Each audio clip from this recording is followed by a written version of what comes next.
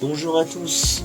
Alors aujourd'hui, je vais vous présenter le BAES qui est sorti depuis un bon moment de la marque URA. Voilà. Nous avons la référence juste ici. Voilà. Donc il fonctionne de 230 volts, 1,4 watts, il consomme 1,4 watts et il a la luminosité de 45 lumens. Donc c'est une normalisation pour les BAES de ce type, 45 lumens. Et l'autonomie d'une heure, c'est ce qu'il faut pour un ERP. Voilà. Il en existe en autonomie de 3 heures, mais 3 heures c'est plus cher et pour vos clients c'est pas nécessaire. Une heure c'est largement suffisant. Et c'est inclus dans la norme aussi. Il faut un BAES d'une heure pour les ERP. Voilà. Après il y a plein d'autres normes, ceux qui durent 3 heures, voilà, c'est pour tant de superficie, on va pas rentrer dans les détails, on reste sur ce BAES. Donc voilà, il est certifié norme française, donc voilà, IP42, donc pas résistant à la pluie, à l'humidité mais pas à la pluie. Il peut être sous un préau, sous un hall mais pas exposé à la pluie. IK7, donc résistance au choc 7, comme je vous en avais parlé. Tous les systèmes à incendie sont en IK7, donc ils sont tous à la même résistance, au degré de résistance. Ce qui veut dire que si je fais tomber, il résistera plus ou moins, voilà, à 7. Donc là, il est en classe 2, ce qui veut dire qu'il a une protection. Donc on met la main, on ne se prendra pas de courge car il est isolé. Donc il n'y a pas besoin de brancher la terre non plus. Il n'est pas relié à la terre. Hein. Il y a juste phase et neutre. Donc voilà, pour ce bloc BAES. Donc à l'arrière, ce qui est bien avec ce BAES, c'est que nous avons des pré-trous à moitié transparents. Ça, je m'en sers pas mal pour les installations parce que ça peut nous éviter, comme dans d'autres BAES, de faire d'autres trous et ainsi de suite. Parce qu'un BAES, il faut savoir que ça se change entre 5 à 10 ans, voilà. C'est une durée de vie assez faible malheureusement, mais c'est comme ça.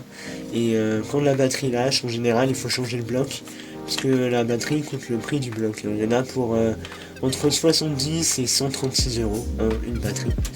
C'est très onéreux.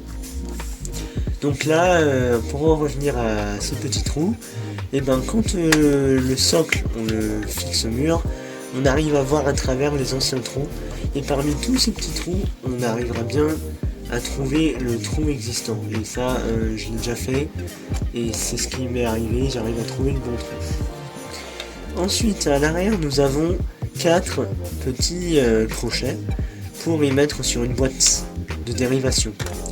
Donc c'est si on a une boîte avec un câble. Alors bien sûr le câble, pour les installations, celui que je vais me servir, il ne faut pas refaire pareil. Pour les installations techniques, il faut un câble CR1C1, résistant au feu, voilà. Un câble spécial. Le câblage peut se faire en 1.5, ça consomme 3 fois rien.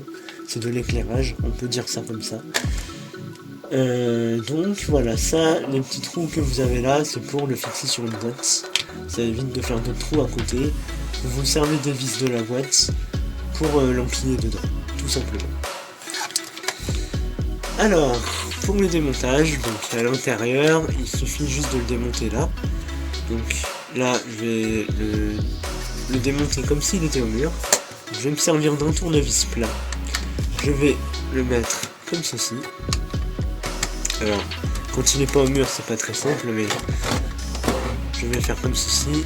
Hop, tac. Donc, il se décroche assez facilement. L'autre côté, il vient tout seul. Tac, en tirant, il part tout seul. Donc là, nous avons notre socle. Donc, l'entrée à droite, c'est pour la télécommande, pour pouvoir le contrôler à distance si il n'était pas contrôlable en SATI. SATI veut dire qu'il fait des autotests seul. En une semaine, chaque semaine il fait un test d'une demi-heure. Et une fois tous les 365 jours, donc une fois par an, il fait son test d'autonomie intégrale d'1h30 environ, jusqu'à que la batterie soit vide, voilà. Et à la fin, on y verra après, il a son petit voyant lumineux pour nous indiquer s'il y a eu un problème, s'il a un problème à nous dire, voilà. Là, nous avons l'alimentation, donc phase et neutre, hein, toujours. Voilà. Là, nous avons donc le boîtier technique, hein, le BAES lui-même. Là, nous avons notre transformateur, nos pinouilles, qui viennent s'enquiller exactement ici. Là, nous avons la batterie. Voilà. La batterie est juste ici. Donc là, elle se décroche très facilement. Voilà. Pour ceux qui sont courageux de la changer. Hop. Et voilà, donc là nous avons une résistance et bien d'autres. Donc pour démonter l'autocollant, l'étiquette pardon, celui-ci c'est pas un autocollant, ce qui veut dire qu'on n'a pas de bulles, on n'a pas de problème avec les bulles, il suffit juste d'éclipser sur le côté, comme ceci.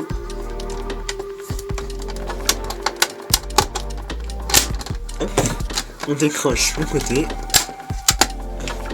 On a notre vitre, nous avons notre étiquette, donc qui peut être décrochable. On peut la sectionner au milieu, elle est prédécoupée pour pouvoir indiquer à notre personnage dans quel sens est-ce qu'il doit aller pour qu'on puisse s'orienter. Donc la flèche, on peut la mettre dans n'importe quelle position, le personnage aussi, hein. On peut le mettre dans cette position-là, et ainsi tourner la flèche vers la gauche. Un vrai pouce. Donc voilà. Là, nous avons nos LED de veille qui font également nos LED d'urgence. Hein. Donc, dans l'essai qu'on va faire là dans quelques minutes. Ici, nous avons notre indicateur. Donc on a un voyant témoin pour l'alimentation et la charge, et un voyant pour les défauts. Donc quand c'est orange fixe, c'est qu'il y a un défaut de batterie. Quand le voyant orange clignote, uniquement sur ce BAES là, de marque URA, quand le voyant orange clignote, c'est que les LED, elles ont un défaut. Pas la batterie, je dis bien les LED. Contrairement à d'autres BAES comme les Emper, quand la batterie a un défaut, c'est l'inverse, la LED clignote. Enfin bref. Je vais pas vous perdre, mais on reste avec moi, s'il vous plaît. Donc ça, c'était pour la présentation du BAES. Donc, pour son fonctionnement, c'est très simple. Donc, pour la démonstration, je ne vais pas mettre l'autocollant, l'étiquette, pardon, pour que vous puissiez bien voir. Donc, nous allons faire notre branchement.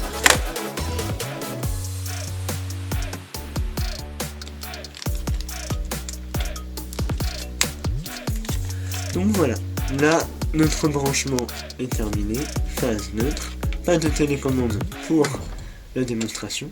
Donc on vient bien vérifier que nos pinouilles sont au bon endroit. On vient les emplier comme ceci.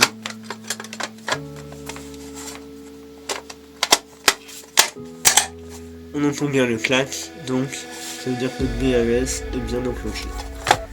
On procède à la mise en marche.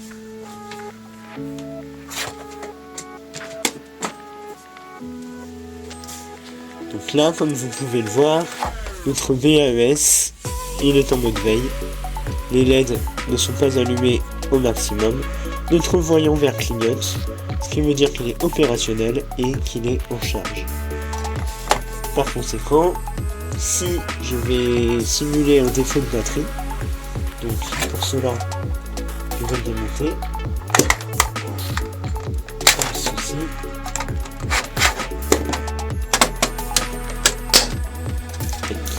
Donc là, la batterie n'a pas eu le temps de se charger, donc forcément les LED ne s'éclairent pas. Donc là, je vais volontairement débrancher ma batterie de sa place idéale. Donc elle était tellement bon ici. Là, ma batterie, elle est débranchée, d'accord. Donc là, je vais venir rebrancher mon BMS. Et donc là, mes LED ne fonctionnent plus. On a un voyant fixe, défaut de batterie. Mes ampoules ne peuvent pas non plus s'allumer. Attention. Pas parce que la batterie est morte que les LED fonctionneront. Sur cela, pardon. Par exemple, quand la batterie ne fonctionne plus, les LED suivent malheureusement en conséquence. Là, je viens rebrancher la batterie.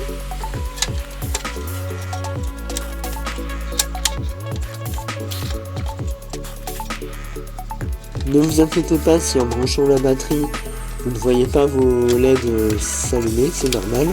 Il faut qu'il ait eu un dernier contact au courant, 230, pour pouvoir s'allumer. Il faut qu'il ait eu 0 interruption de batterie pour pouvoir s'alimenter en batterie de secours. Donc là, nous allons le rebrancher. Donc là, nos LED refonctionnent. Et là, il est en charge.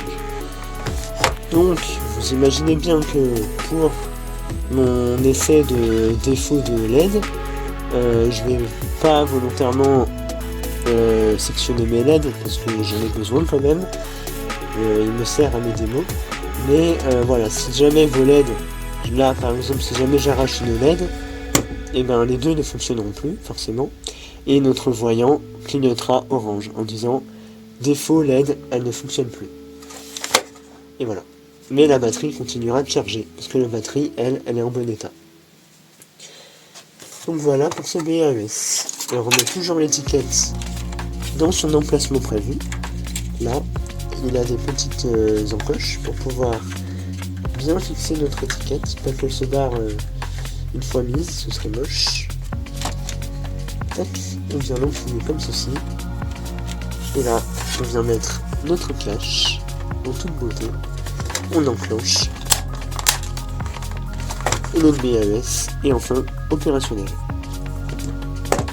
Donc voilà, n'hésitez pas, encore une fois, si vous avez des questions, n'hésitez pas à m'envoyer des messages sur YouTube, faire des commentaires, je répondrai à toutes vos questions. Toujours là pour vous écouter, pour vous orienter. C'était Syntax Vision, et merci d'avoir visionné.